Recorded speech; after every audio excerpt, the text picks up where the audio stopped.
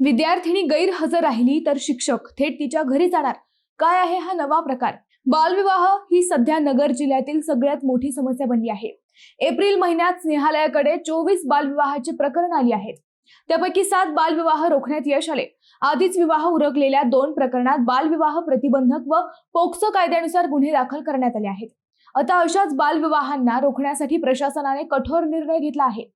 शाळेत सलग 15 दिवस गैरहजर राहणाऱ्या विद्यार्थिनीची संपूर्ण चौकशी करण्याची जबाबदारी त्या मुख्याध्यापकांवर सोपवण्यात आली आहे. मुलगी सलग 2 आठवडे शाळेत आली नाही तर संबंधित शिक्षक किंवा मुख्याध्यापक थेट मुलीच्या घरी जाणार आहेत.